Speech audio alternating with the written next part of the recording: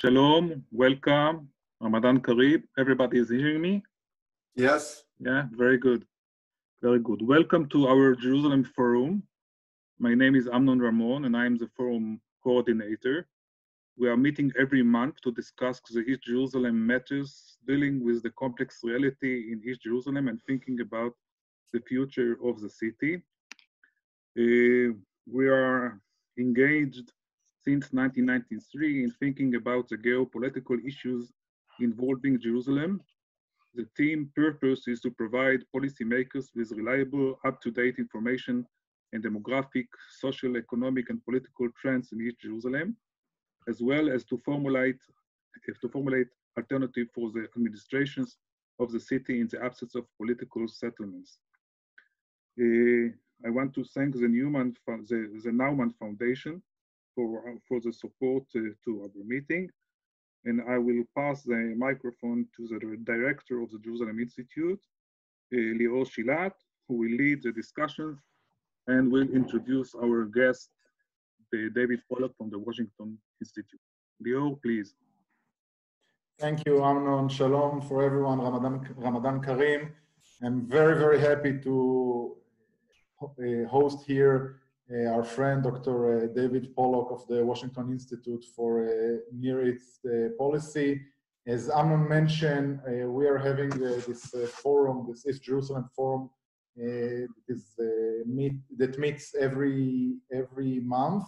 And since we started the Corona crisis limitation, we decided great opportunity for us to open this forum for the public. And we're enjoying a lot of people that could not join us monthly in Jerusalem, but now through Zoom can join us. Until now, it was on the participant side, but today, for the first time, we have also someone who is joining us from far away, from Washington, D.C., and that's a great experience for us. I'll introduce Dr. Polock, and then he will speak for around 45 minutes. And then we'll have, I would say, around half an hour for question and answers. We would ask you to print your questions on the chat. For those of you who are not used to using Zoom, the chat is just underneath you. Okay, you can see chat and just print your question. Efrat, who is with us, Efrat Bachar-Kanhel, who organized this event, will read the question, or will give permission to people that ask question to ask the question. Dr. Polock speaks both Hebrew and Arabic, but in order to keep the conversation simple, we would ask that all questions will be asked in English. If someone, for some reason, prefer to write it down in Hebrew or in Arabic, he can do so, and we would make sure that someone will translate it to English for those of us that do not speak all the three languages. We're not all talented as Dr. Polock. A few words for those of you who don't know David Polock.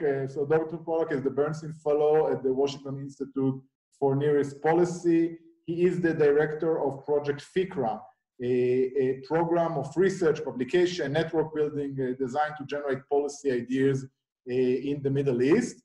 Part of Project FICRA is the FICRA Forum. It's a unique Arabic-English bilingual online platform that promotes exchange between Muslims and Arab Democrats and US decision makers and opinion leaders. Some of the links that were sent for the member of the forum by Amnon were taken from the FICRA Forum. Before joining the Washington Institute, Dr. Polock served at several State Department positions covering South Asia and the Middle East. He also served as a visiting lecturer at Harvard University and assistant professor at George Washington University. And as I mentioned, he speaks both Arabic and Hebrew, but the session will be held in English. Dr. Polock, the floor is yours. Well, thank you so much, everyone. Thank you, Lior, Amnon, and all of you for being with us today. I'm sorry we can't do this in person, but as you said, the technology actually, I guess, maybe allows more people to join the discussion than before. And So I'm delighted to be with you. And I hope, though, that next time I'll see you in person before too much longer.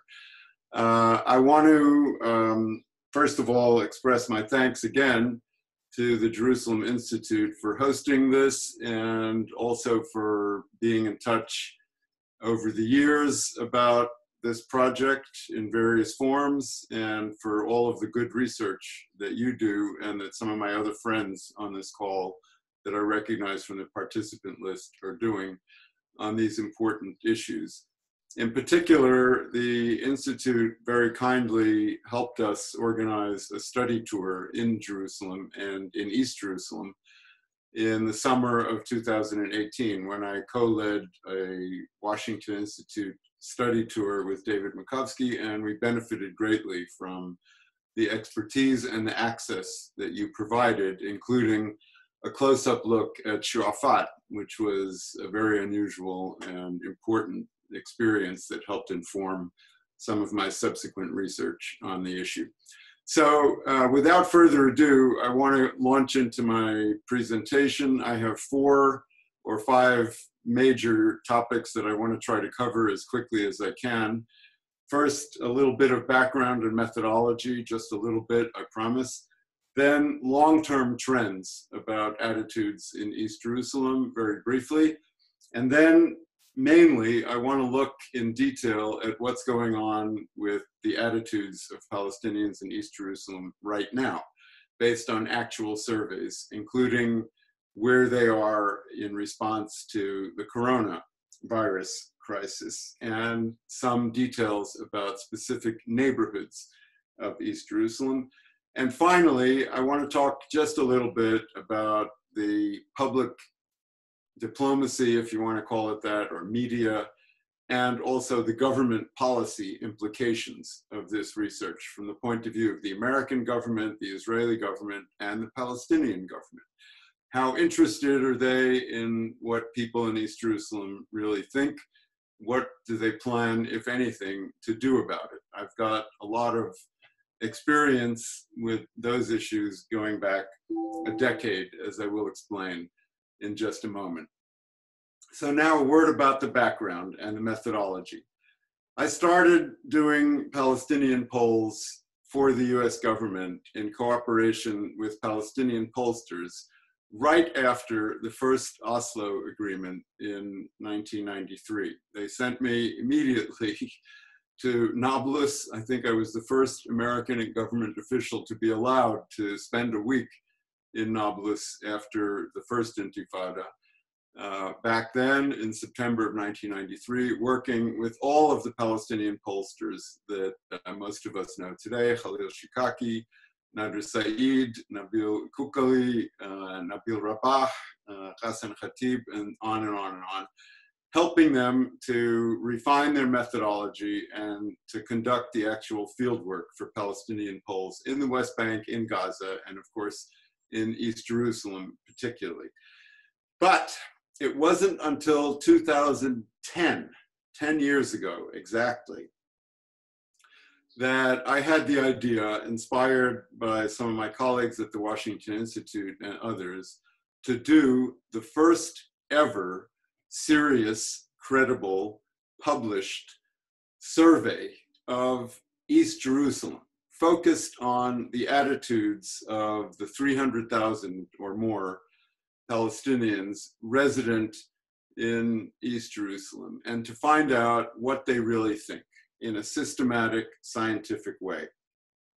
And in order to do that, I partnered first with Khalil Shikaki, and then for my own detailed survey, which was published in cooperation with the Council on Foreign Relations here in the United States. I partnered for the field work with another Palestinian pollster, really an increasingly excellent professional organization called the Palestinian Center for Public Opinion, PCPO, based in Beit Sahur, right next to Bethlehem in the West Bank. And we did, as I said, in 2010, the first ever, I think, credible survey of Palestinian attitudes in East Jerusalem.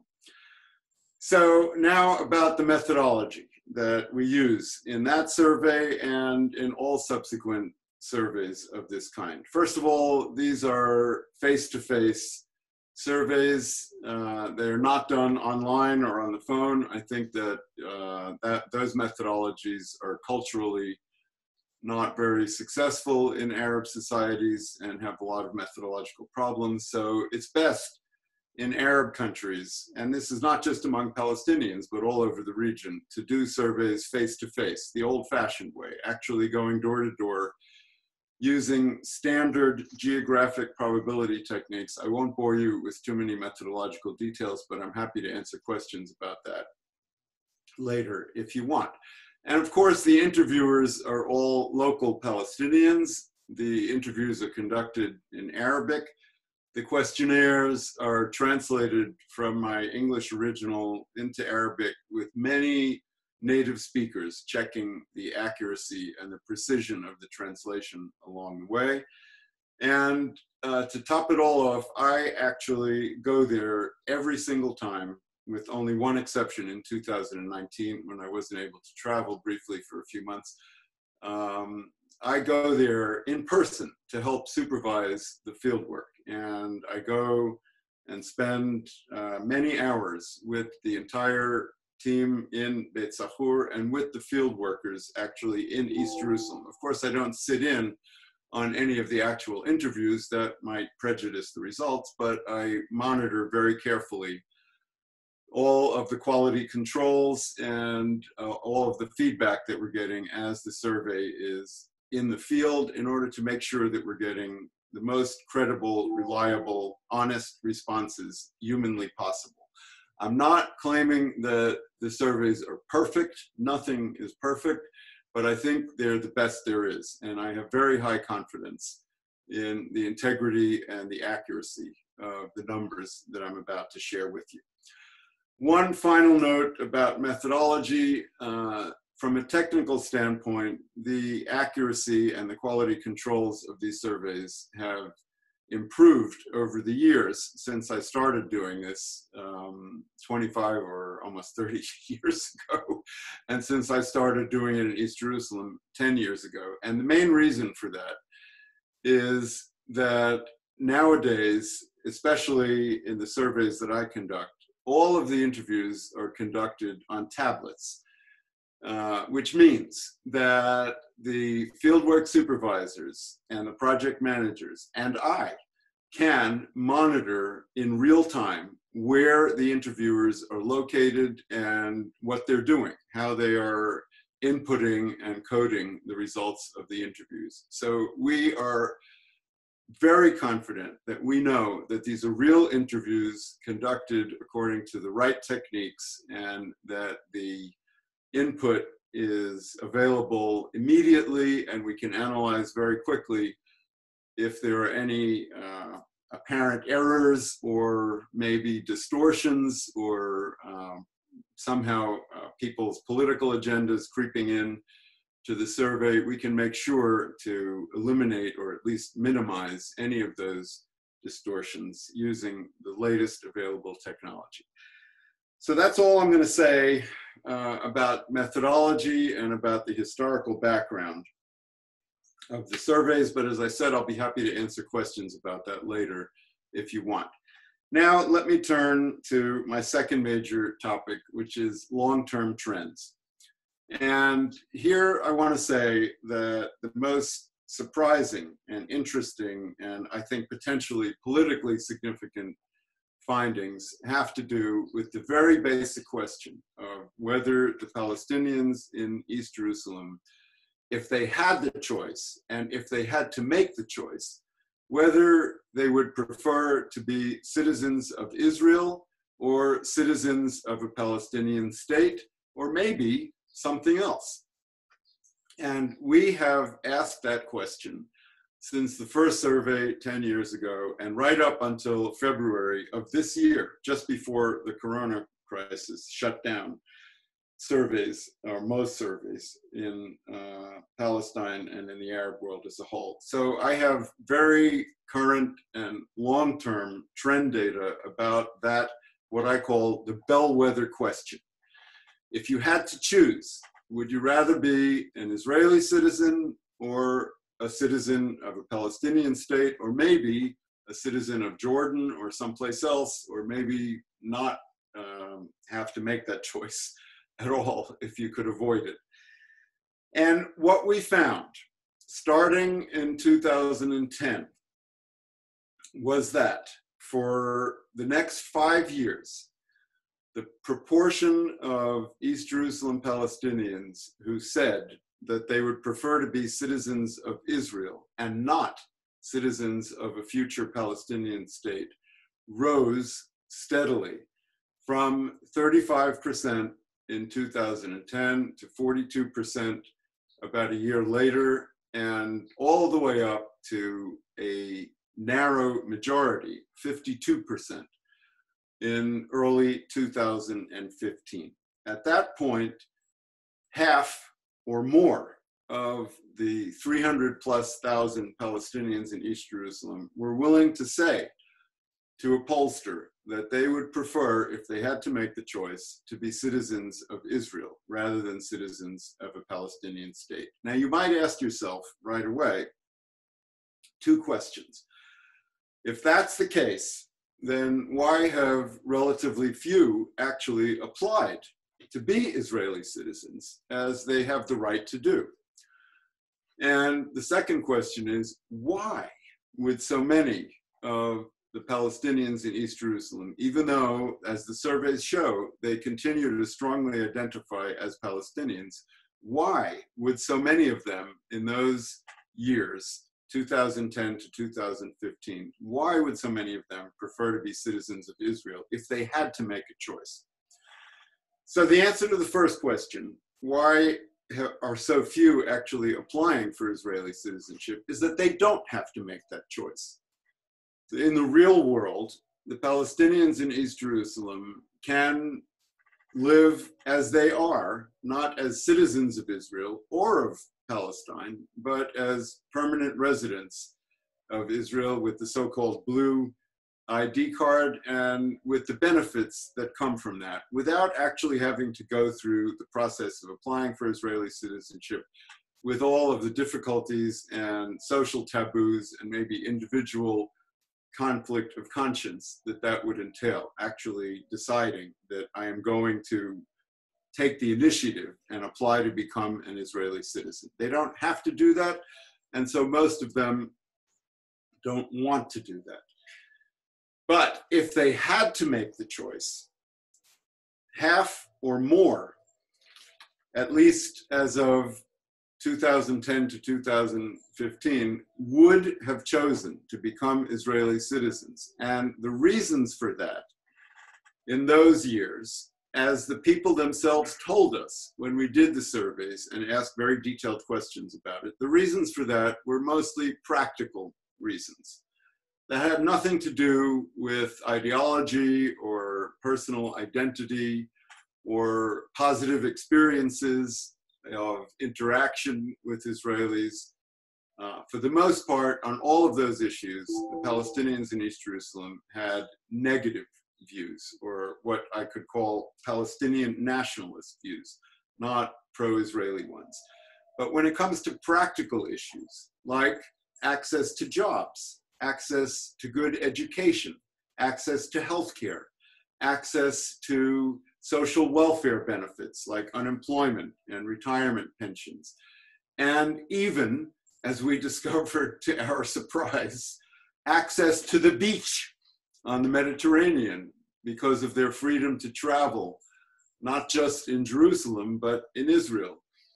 On all of those issues, many of the Palestinians in East Jerusalem told us year after year that those things were important to them, and if they had to make a choice of losing those practical advantages by becoming citizens of a Palestinian state rather than citizens of Israel, half or more by 2015 would have chosen Israel. Now, what happened in the last 5 years is something very dramatic on this question.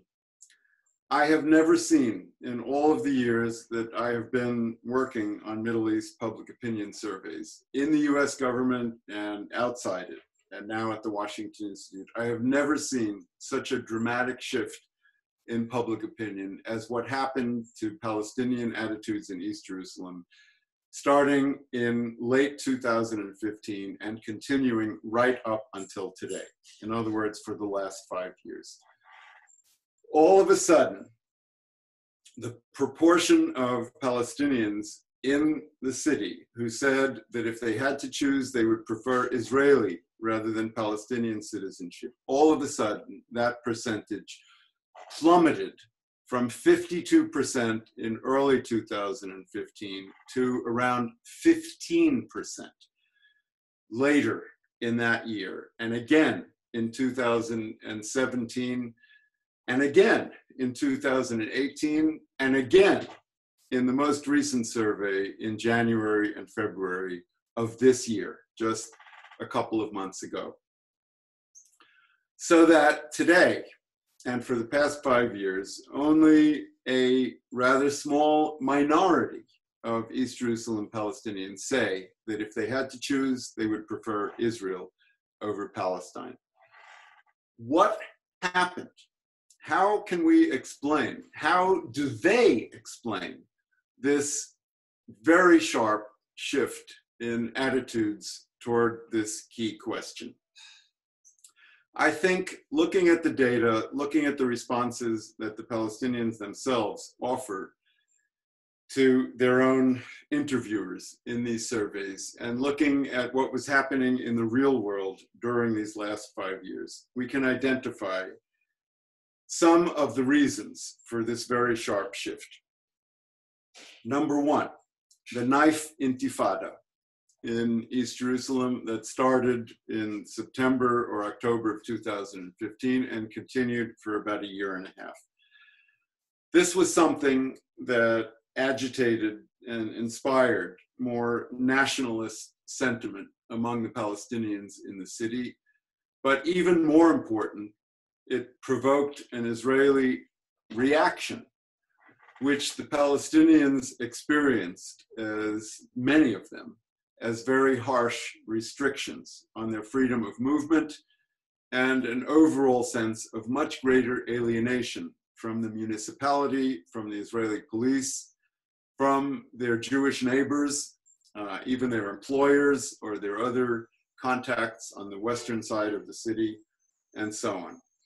This was an incident that had lasting, at least until today, repercussions on Palestinian attitudes. It made them angrier, more alienated, less inclined, much less inclined to support the notion that they could ever become equal citizens of an Israeli state with all of the benefits, the practical benefits that they enjoy, but also with a sense of good neighborly relations with their Israeli Jewish or other fellow citizens in some future scenario. That's factor number one, the knife intifada. Factor number two, related to it, is the tension over Al-Aqsa.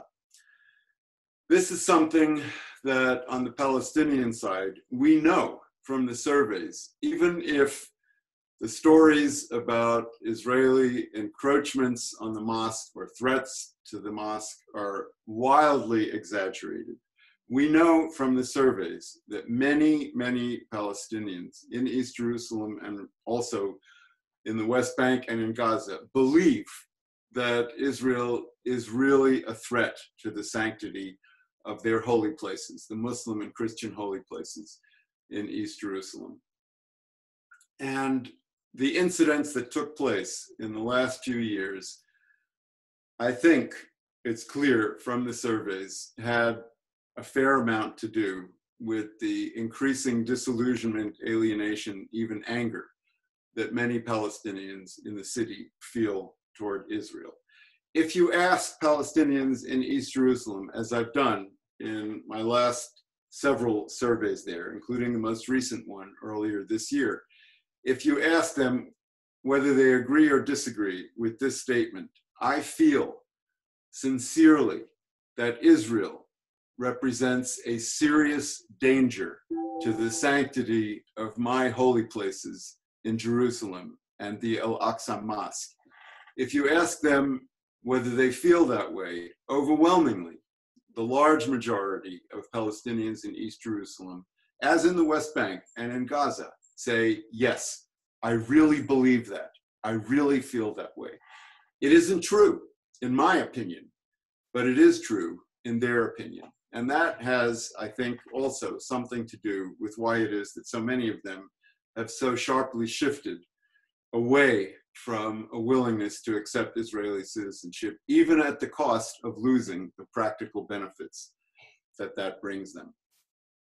The third factor that I think is at play here is that the Palestinian Authority and Hamas and the northern branch of the Israeli Islamic movement and Turkey and others have increased their agitation or their political activity, if you want to call it that, among the Palestinians in East Jerusalem in the last 5 years in a way that has also helped to polarize attitudes more against Israel than was the case in the previous half of the last decade.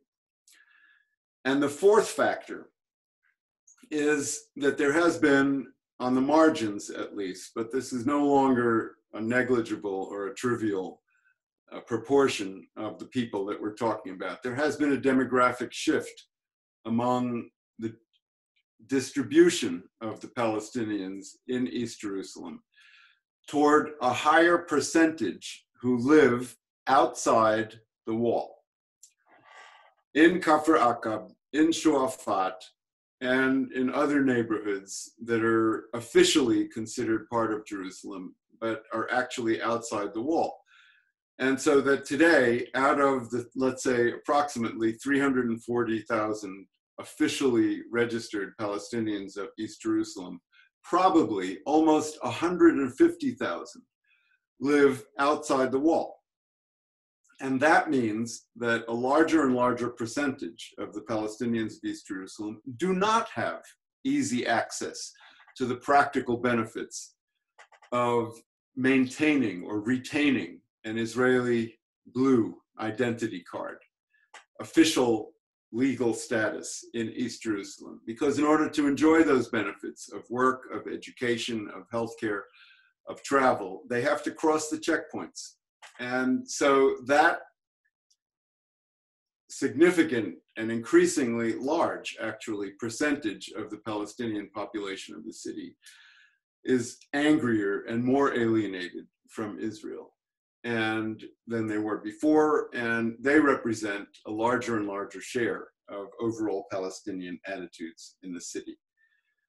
So you ask yourself now this question. Palestinian attitudes have changed in a sharply negative direction on this bellwether issue of Israeli versus Palestinian citizenship since 2015. Is it possible that they could change back in a more positive direction under different circumstances, maybe even under today's circumstances of cooperation with Israel against the common enemy of the coronavirus? Well, now I come to the more detailed look at what's going on in East Jerusalem today.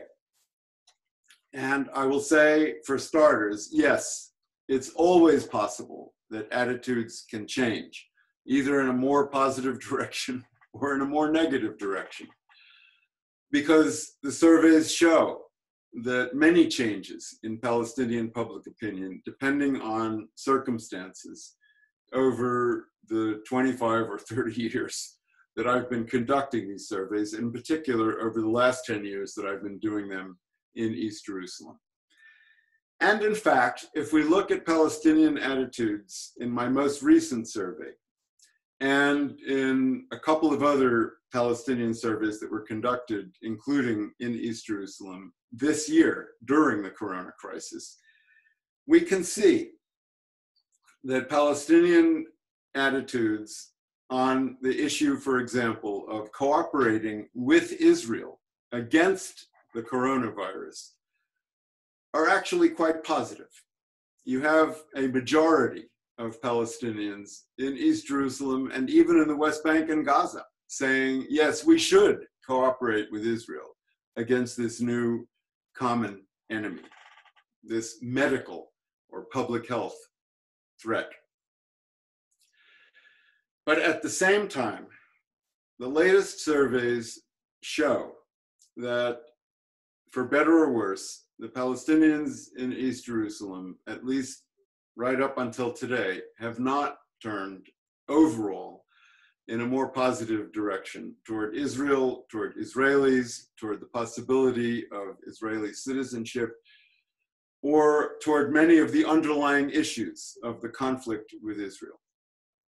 And in the most recent publication or maybe the second most recent publication that I published about this, which all of you can see, and I think you were sent the link to it on email, in Fikra Forum, the survey that we did, very detailed survey in East Jerusalem in January, February of 2020, this year, demonstrates that not only does the large majority of Palestinians in East Jerusalem reject the idea of Israeli citizenship, even if they would lose many of the practical benefits that that brings, but the large majority also has quite negative views about their personal interactions with Israelis, not just at the official level, but also at the social or work level or in schools, and quite negative ideas about the long-term desirability of permanent peace with Israel. Most of the Palestinians in East Jerusalem will tell our pollsters not only that they think that Israel is not legitimate, but that they continue to aspire in the long term for Palestinians to take over all of historical Palestine. In other words, they reject, in principle at least, a two-state solution and permanent peace with Israel. They are realistic enough to know and to tell the pollsters that this is probably just a dream, not a real world objective. And in the real world, they say that Israel is probably here to stay, but that doesn't mean that they accept it. And I think it's important to note that there are some, and here now I'm going to get into some of the detailed neighborhood by neighborhood and demographic aspects of this analysis. It's important to note that there are some variations, even within the city, among Palestinian views on these and related questions. There are some neighborhoods, and I was asked to take a closer look at two neighborhoods in particular in the most recent survey. In earlier surveys, I looked in great detail at neighborhoods inside and outside the wall. And in the most recent survey, I looked in great detail at Silwan and Abu Tur, two neighborhoods that many people, both in those neighborhoods and outside them, see as potential flashpoints for tension with Israel over the archaeological digs and over settlers, and over confiscations or restrictions on movement and so on in those two Palestinian neighborhoods, rather significant Palestinian neighborhoods of East Jerusalem. And what I found was an ability to document in excruciating, you might say, scientific detail that the people of Silwan, the Palestinian residents of that neighborhood, really are very angry at Israel and at Ir David, the archaeological digs on the edges of their neighborhood, and very unhappy about their interactions with Israeli officials and with Israelis in general. More so, significantly more so, than even the residents of neighboring Abu Tur and the residents of other Palestinian neighborhoods in the city.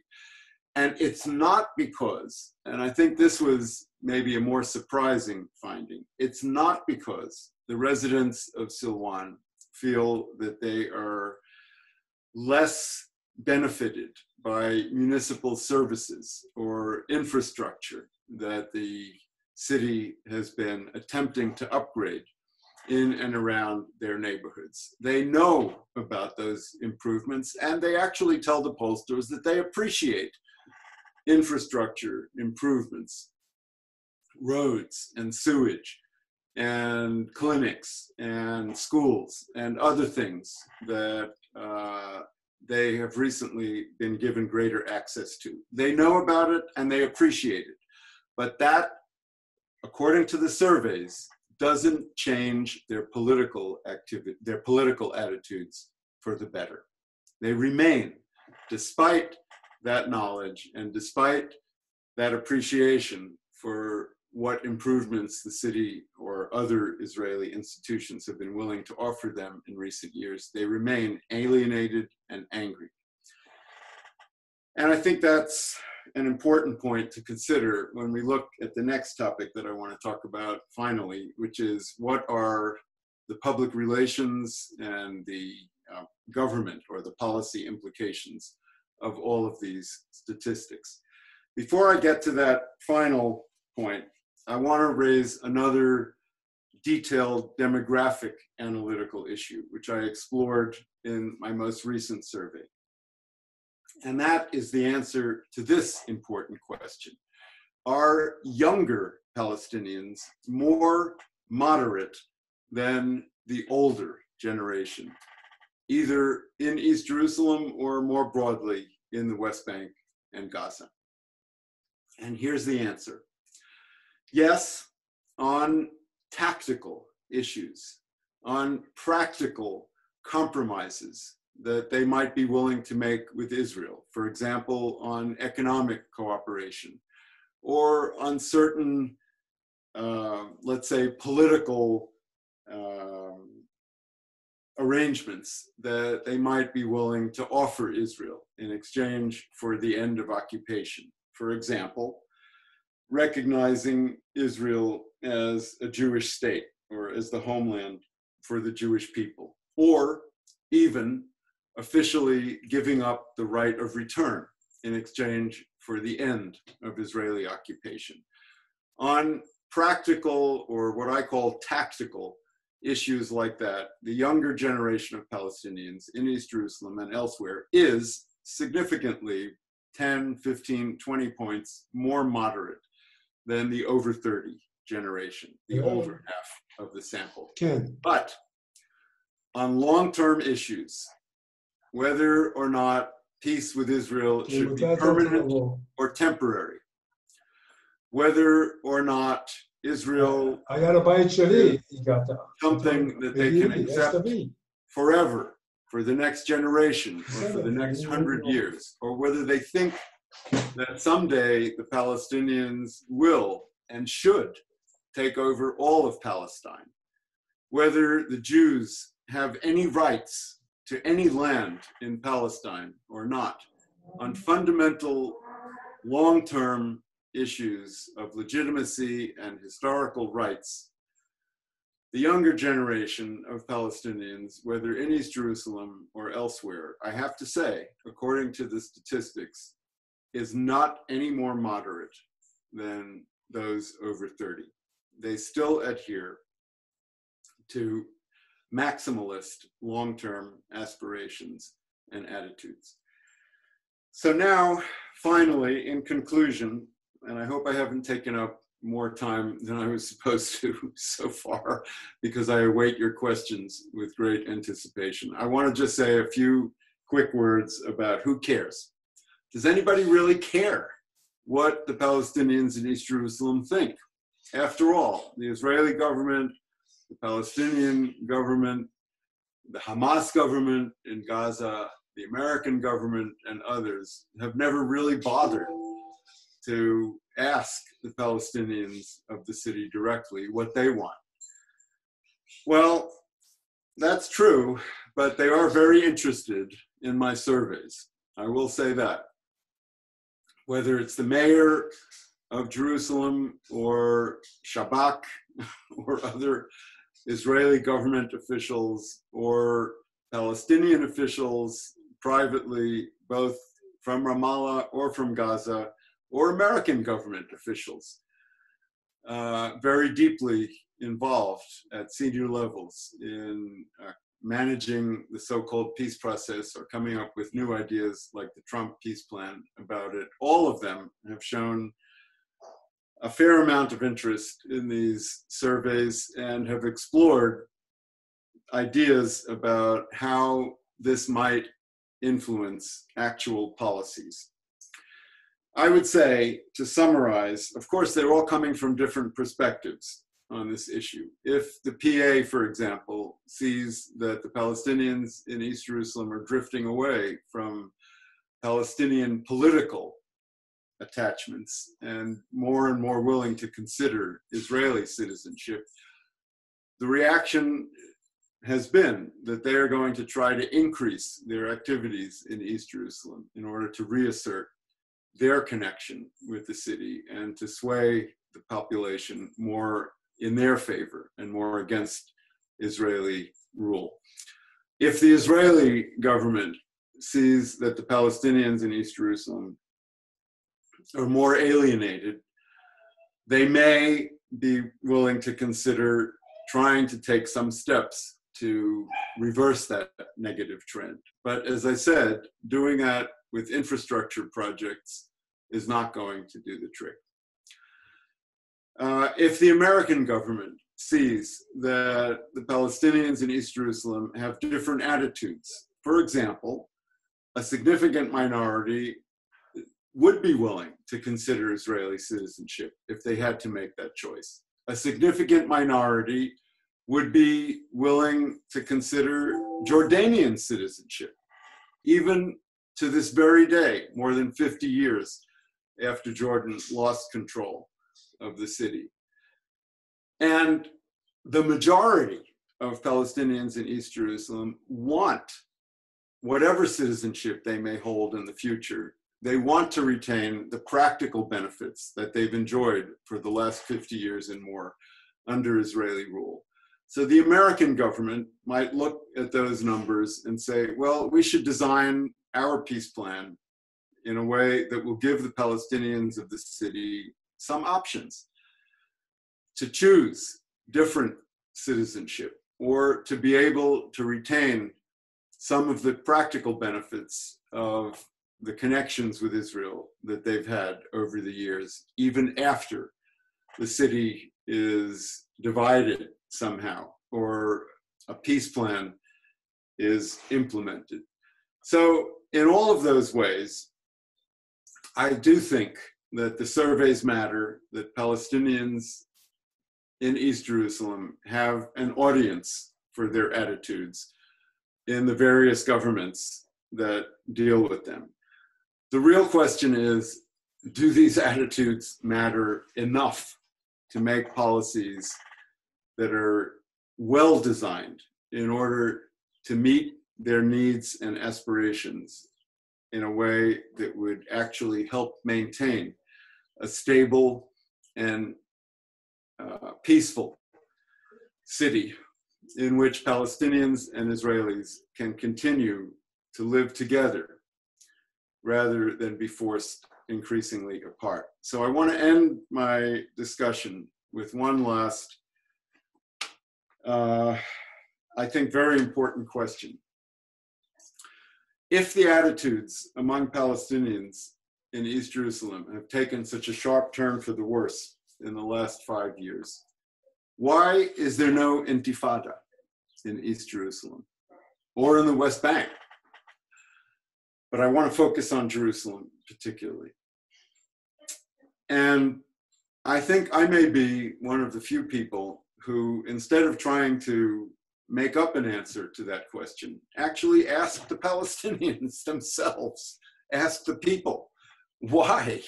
Why are you not out in the streets? Why are you not conducting another uprising, another intifada against Israel if you're so unhappy with the situation? Or if at least you're so unwilling to accept permanent Israeli rule over you. And the Palestinians in East Jerusalem give you, I think, very sensible and plausible answers to that key question.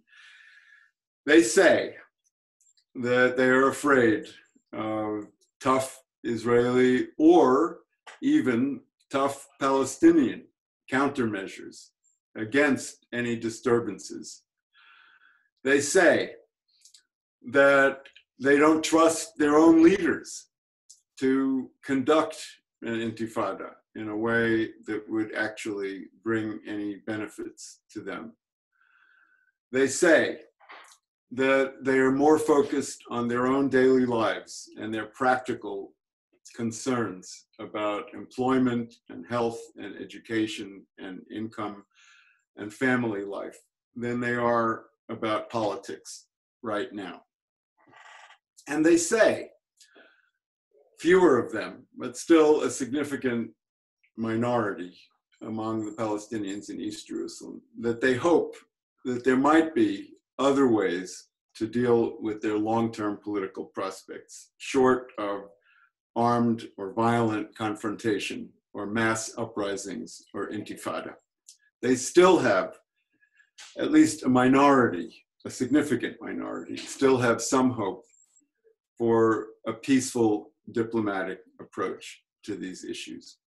And so on that maybe slightly optimistic note, I will end my prepared remarks, and I look forward to your questions and comments. And again, thank you very much for this opportunity to be with you today. Thank you so much, Dr. Polock. We actually had a number of questions that came up during your lecture, which was amazing. So I will read them one by one and give you a chance to answer. Is that okay? Can you hear me okay?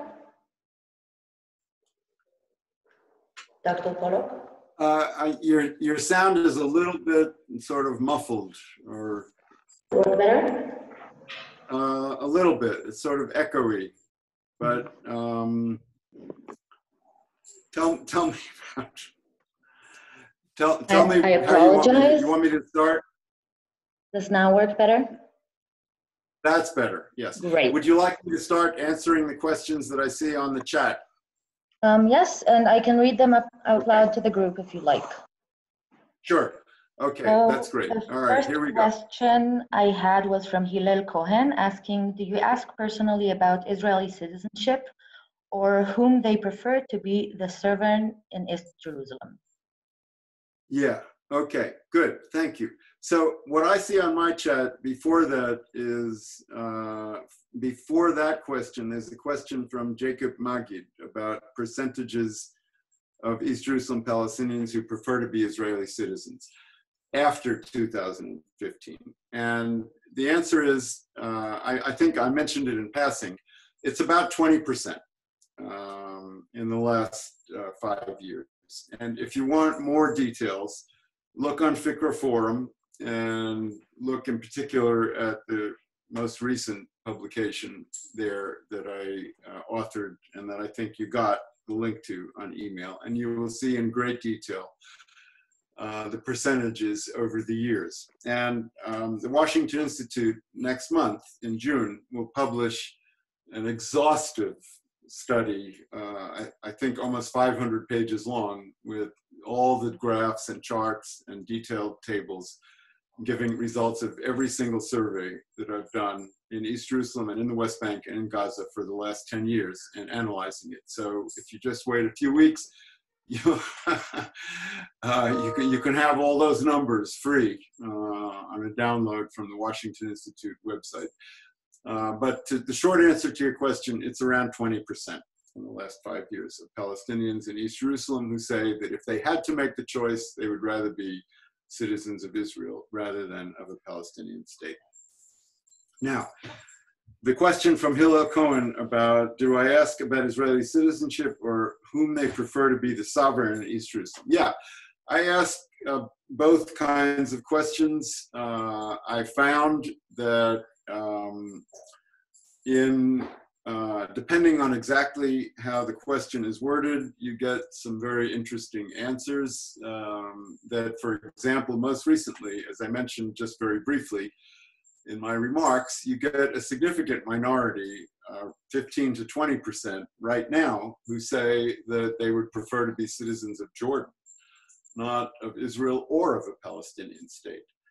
And that's a little bit less than the 25% who, but not much less than 25% of Palestinians in East Jerusalem who tell our pollsters now that they still have valid Jordanian passports. So this is not an absolutely sort of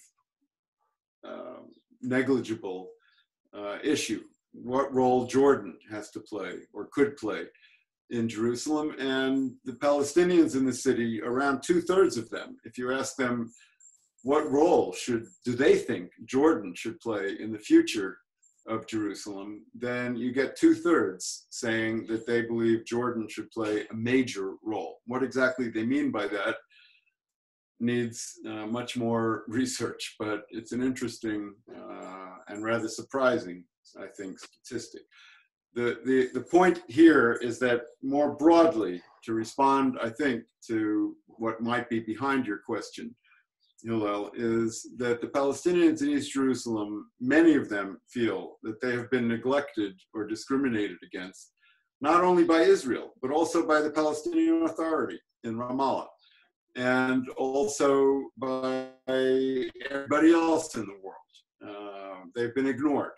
And they feel, many of them, abandoned, not even by their Palestinian cousins elsewhere in the region, or by other Arabs, or by the international community. And so they are actually open to a variety of different approaches in the future. But again, I want to emphasize the percentage that are willing today to accept Israeli citizenship, if they had to make the choice, in order to retain the practical benefits that come with that, is very sharply down from what it was just 5 years ago.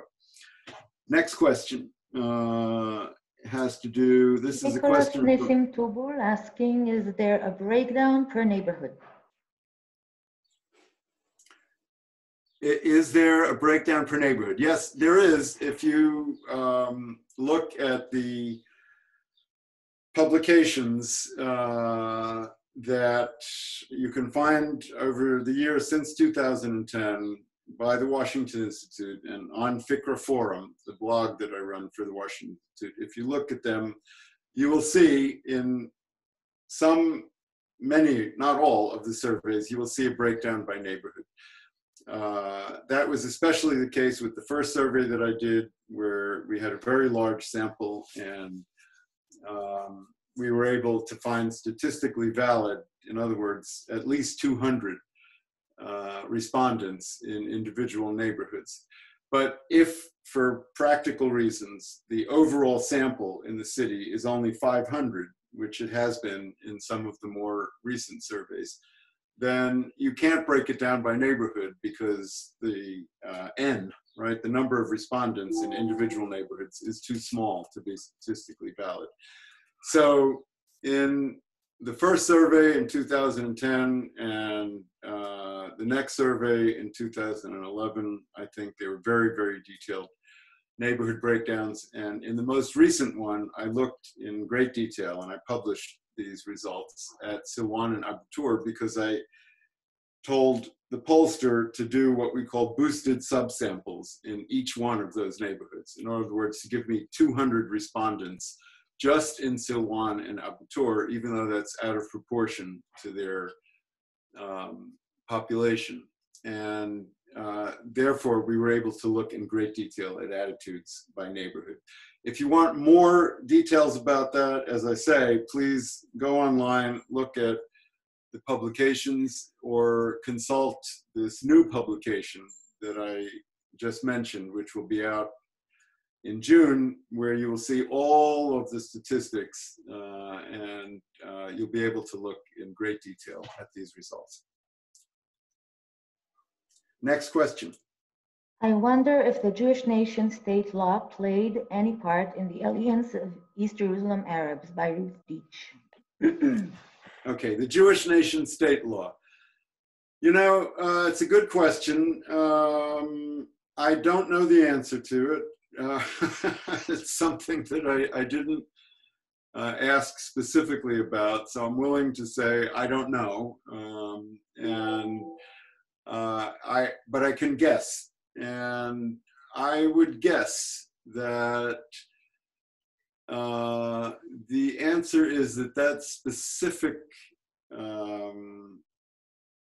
let's say, stimulus or provocation, if you want to call it that, was not a major factor, because the sharp drop occurred before that law was enacted. I do understand that it's something that has contributed to the alienation of some proportion of Israeli Arabs who are already citizens of Israel inside the 1967 borders. And that has been measured in surveys. But in East Jerusalem, I don't have data specifically about that question. I'm guessing that was probably not a major factor. Rather, I think the other factors that I mentioned, the Knife Intifada, the Al-Aqsa tensions, agitation by outside interested parties, I think that, and the increasing proportion of East Jerusalem Palestinians who are outside the wall, I think all of those were probably much more important. Thank you. Okay, Next changing question. attitude for the better. Yeah, tells us about your views. What is positive? Does this have, my attitude has nothing to do with my interpretation of the results. I try to be as neutral and objective as is humanly possible. I word the questions in the most neutrally possible way, and I look at the results as they are, not as I would like them to be. And when I say better and worse, I mean better toward Israel. I don't mean better from my personal perspective. So the short answer to your question is no. That has nothing to do with my interpretation or analysis, and certainly nothing to do with the way in which the surveys are conducted. The questions are worded, the sample is chosen, the results are reported, and so on. There are pollsters, who try to influence the results or interpret or present the results of their surveys more in accordance with their own personal prejudices or attitudes. But that's not me. Next question. Perhaps I've missed some. This is from Yael Ronen. Can you hear me okay, everybody? Okay, from Yael Ronen says, perhaps I've missed something, but was there any mention whether the announcements of pending annexation, with or without the Trump plan, have had an impact? Yeah, it's a great question. You haven't missed anything because there haven't been any surveys conducted since the most recent developments in Israel, the formation of the new Israeli government and the talk about how the Israeli government is going with American cooperation, probably to move ahead with some form of annexation. So I don't have any data that actually reflects that. I do have data about the Trump plan, and because that preceded the formal announcement of the plan, actually occurred during my most recent survey, and I asked questions about that, and I was asking questions about that even before the plan was officially announced, going as far back as the spring of 2017. So what we find is that in East Jerusalem, as in the West Bank and Gaza, the very large majority of Palestinians say that they reject the Trump peace plan, that they are against annexation by Israel. That's no surprise. And, but there are some rather surprising findings from these surveys, which on this question, which include the fact that although the PA and Hamas have said right from the start, even before the plan was officially announced, that they rejected it completely and they weren't even going to negotiate about it, and even they were going to cut off any diplomatic discussions with the United States because of the Trump peace plan or because of the recognition of Israel as Jerusalem's capital. That was the official Palestinian view, but that was not the view of the Palestinian population. Actually, the Palestinian population, starting in 2017, around 40%, said, no, we shouldn't cut off discussions with the United States. No, we shouldn't reject the Trump peace plan without even seeing what it really is. And that percentage in the most recent survey actually increased to over half. So most recently, you have the Palestinian public saying, we don't like the Trump peace plan, we don't want Israeli annexation, but we think that we should be willing to negotiate about it rather than boycott these discussions or simply reject it out of hand. And that is one of many, many examples, including, as I mentioned, issues of recognizing Israel as a Jewish state or the homeland for the Jewish people, or ceding the right of return for Palestinian refugees, or economic cooperation with Israel, not boycotting Israel.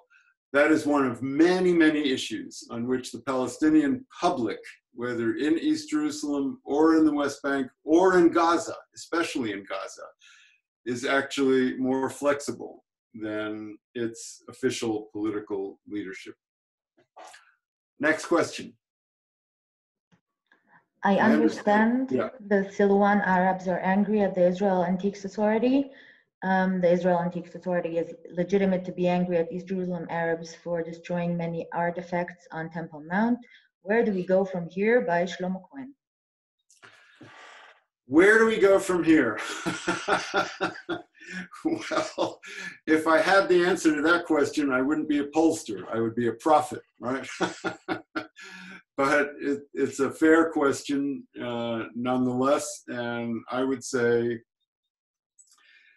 yes, there's a lot of grievances on both sides.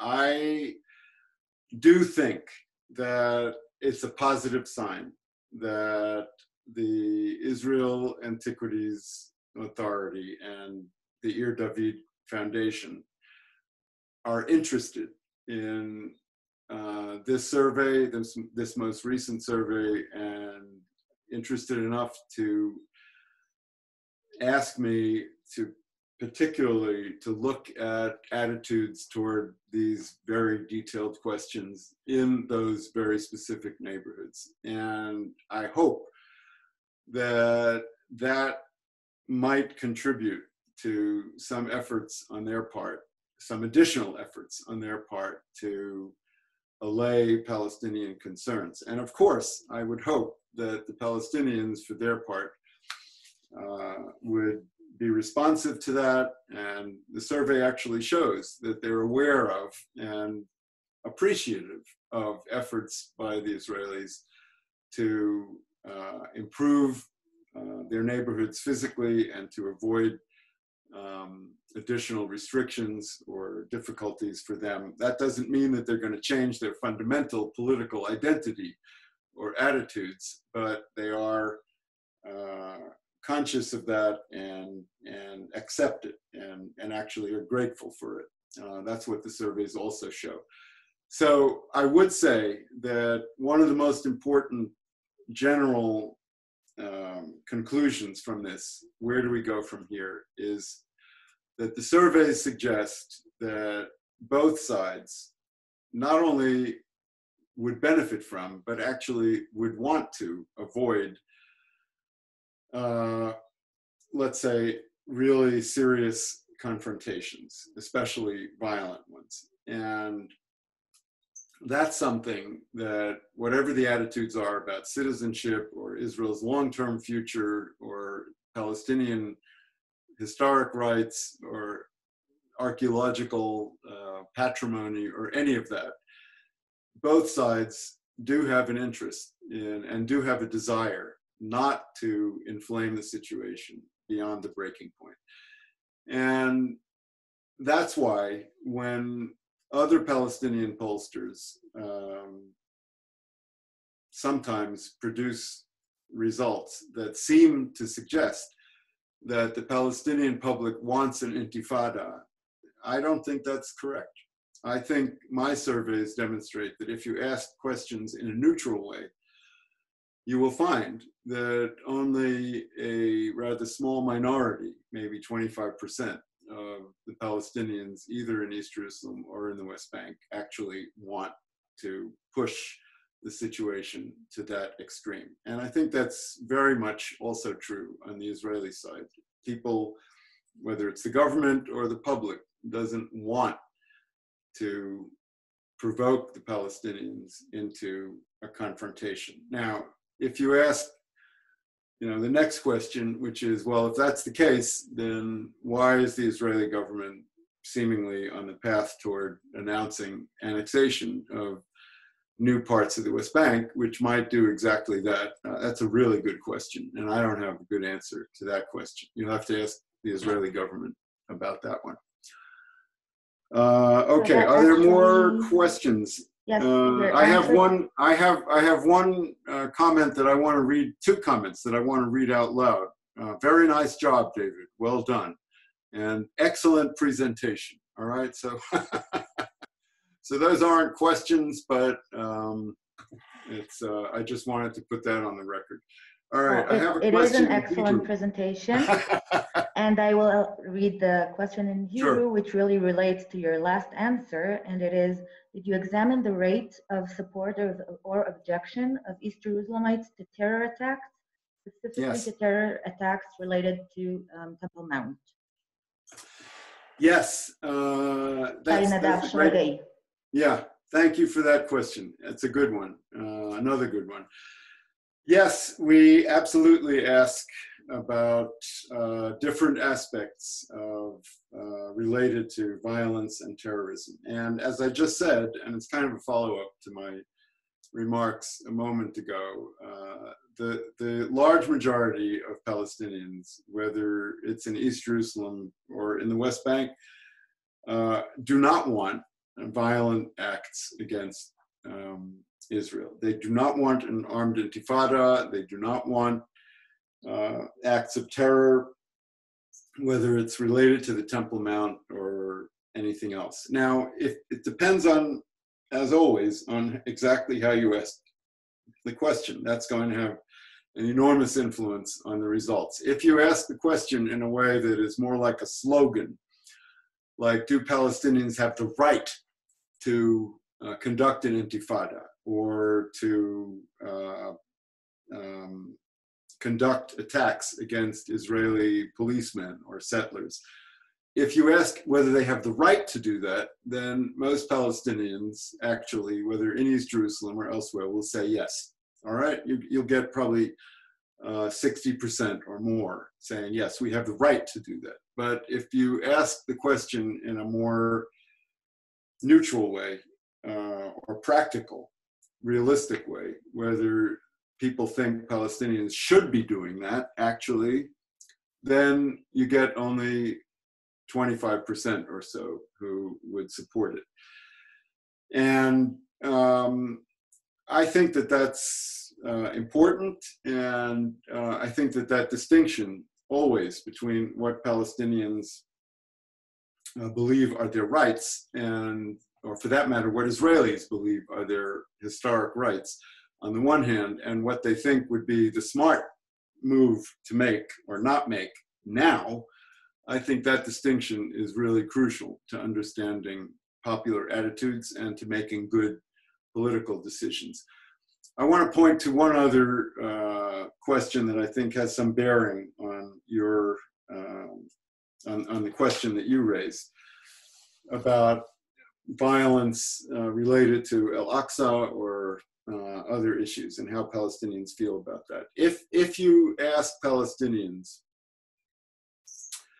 whether or not they think that the Palestinian Authority should continue to provide payments to convicted terrorists.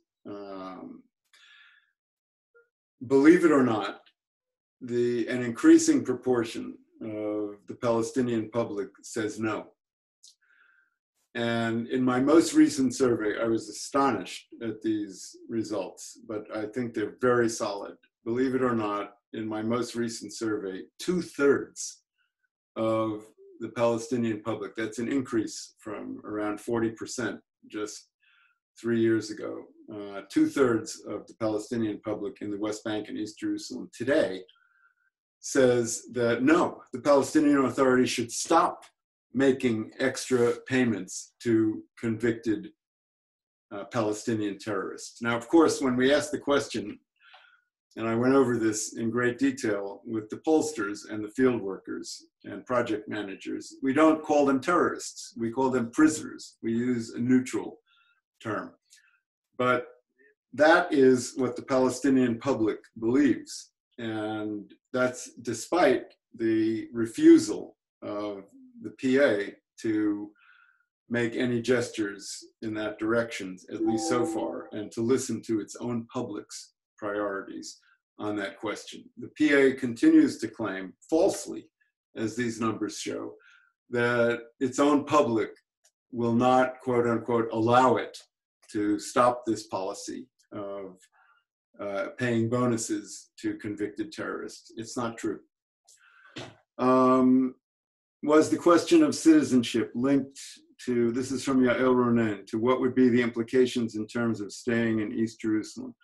Yeah, we asked different variations of that question about whether you would have to move in order to be an Israeli citizen, or whether you could stay in place. And we asked both types of questions, a general question about citizenship, and then if you had to move in order to become a citizen of either Israel or of a Palestinian state, would you do that?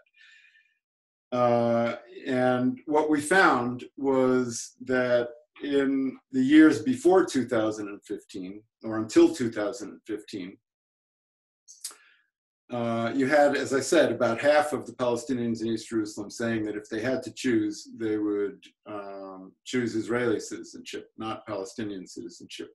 And you actually had 42%, an amazingly high proportion, in my view, saying that if they had to move in order to stay in Jerusalem but be an Israeli citizen, in other words, if part of the city was handed over to a future Palestinian state, and that was where they happened to live, if they had to move in order to become an Israeli citizen, they would be willing to move.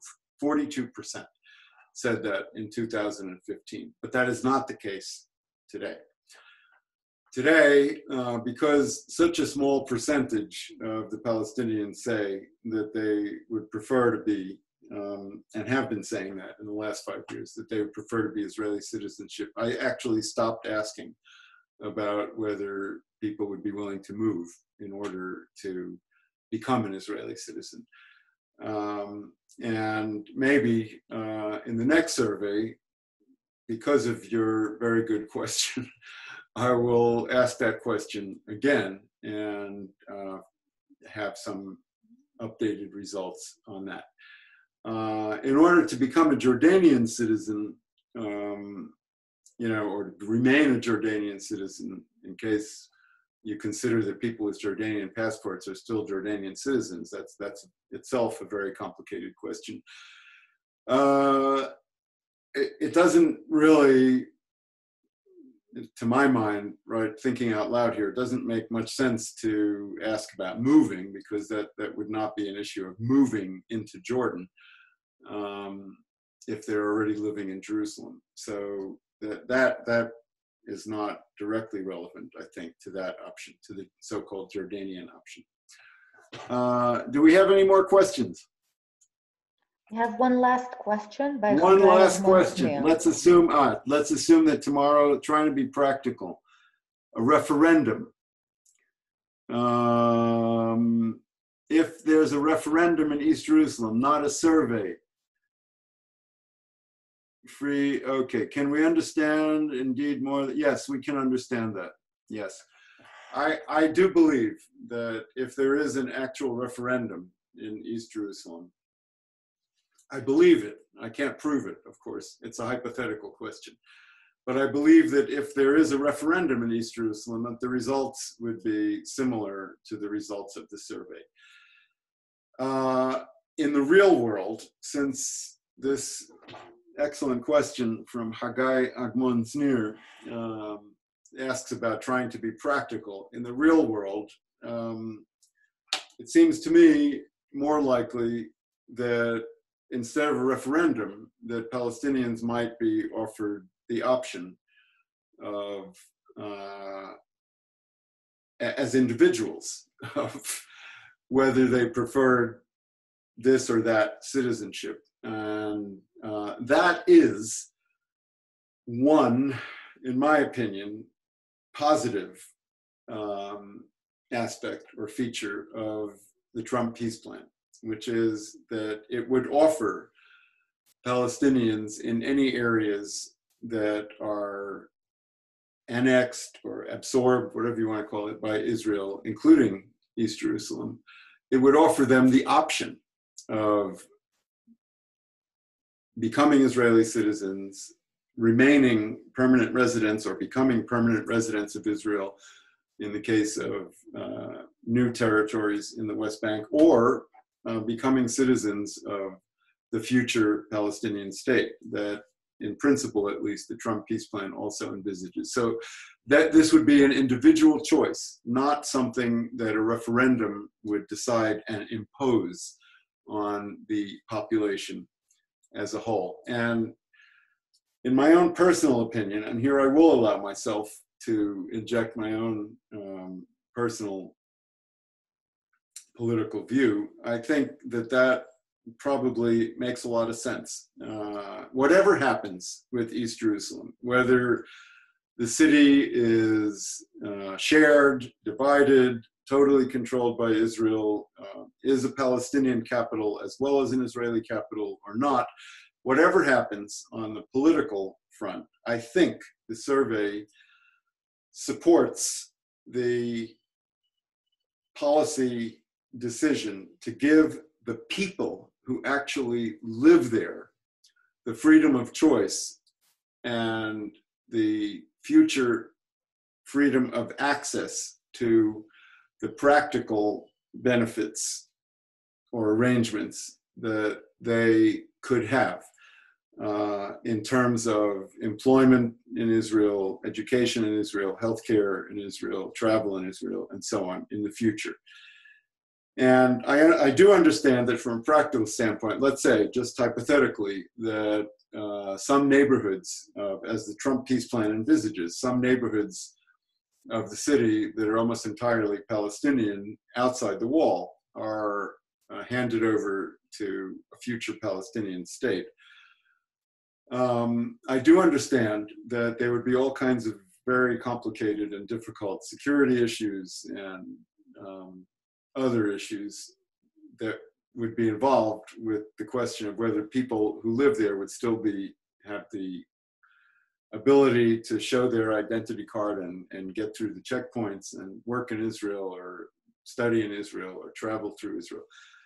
I don't have a good answer to the practical questions, but what I do have is a strong sense from the surveys that if you took away those practical benefits, you would unnecessarily, or at some great practical risk, further antagonize a significant population of Palestinians. And I think that political decisions like that should be guided, at least in part, not just by what the politicians think or what they say, but by what the people want.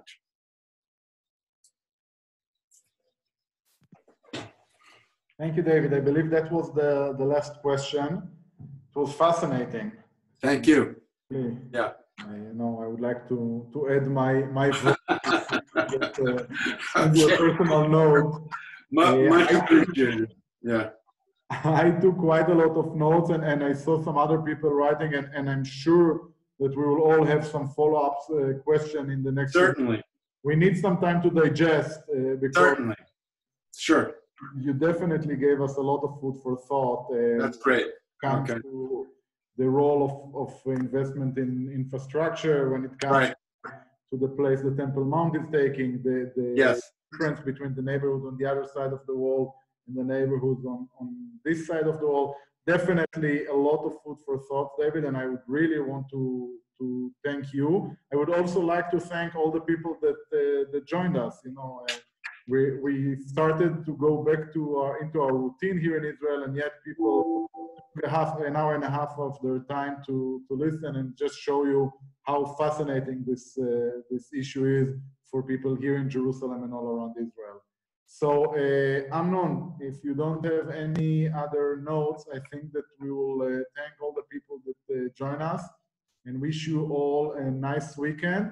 And we hope to see you, David, here in the forum, actually, really here in Jerusalem next time, so we can hear more about your surveys. Next year in Jerusalem. Next year in Jerusalem. Next year in Jerusalem. Okay. Yeah. And thanks to the Nauman Foundation for helping us. It's really important, and I will write you about our next meeting, which will be in June, about infrastructure in East Jerusalem and part of the decision, the government decision 3790, which we didn't speak about it this time, but a little bit. Okay. Thank you very much. Thank you very much. Thank you, and thanks to Efrat managing us. Okay. Thanks to all. Litrot. Bye-bye. Bye-bye. Inshallah. Bye.